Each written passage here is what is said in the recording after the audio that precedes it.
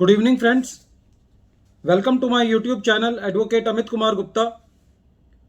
अपने prohibition of benami property transaction act 1988 की series में हमने जो लास्ट डिस्कस किया था वो चैप्टर सेकंड के अंदर सेक्शन 3 को किया था।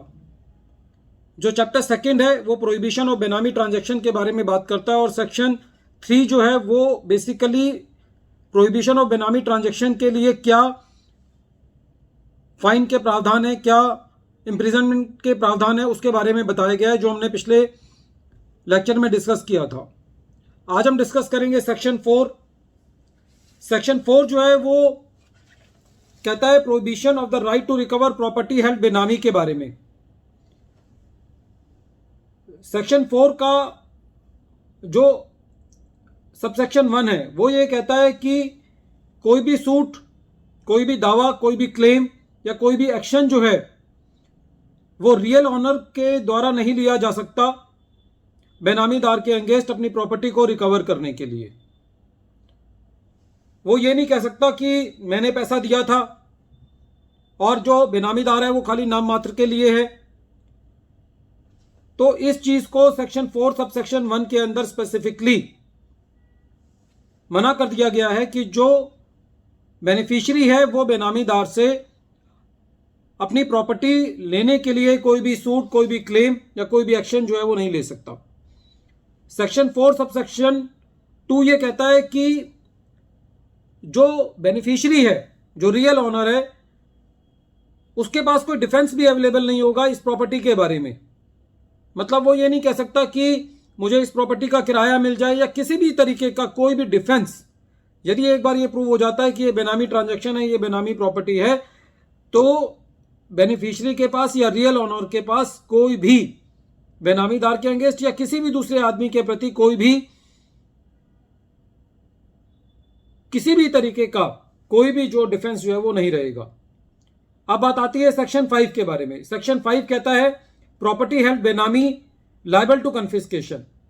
ये सेक्शन ये कहता है कि any property which is the subject matter of Benami transaction shall be liable to be confiscated by the central government। तो बड़ा प्लेन सेक्शन है कि यदि एक बार कोई प्रॉपर्टी जो है वो बेनामी प्रॉपर्टी सिद्ध हो गई तो सेंट्रल गवर्नमेंट जो है वो उस प्रॉपर्टी को कन्फिस्केट कर सकती है।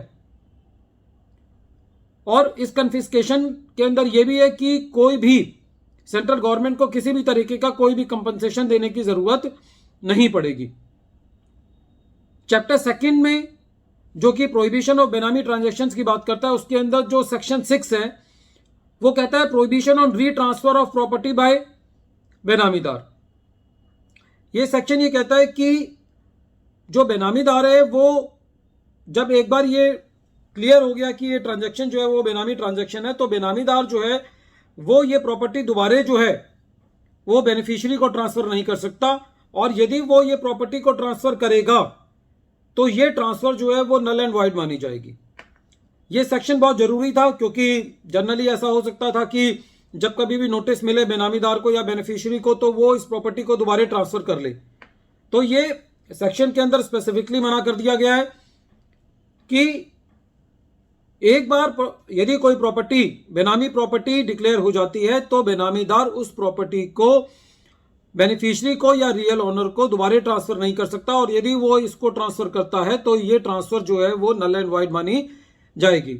लेकिन इसके अंदर जो सबसेक्शन 3 है उसके अंदर एक बात कही गई है कि जो सेक्शन 190 था फाइनेंस एक्ट का, उसके अंदर यदि ये ट्रांसफर की गई है, क्योंकि उसके अंदर एक इनकम डिक्लेरेशन स्कीम 2016 में आई थी, यदि इनकम डिक्लेरेशन स्कीम के अंदर कोई प्रॉपर्टी ट्रांसफर की गई है बेनामीदार के द्वारा बेनिफिशियरी को, तो वो ट्रांसफर जो है वो नल एंड वाइड नहीं होगी।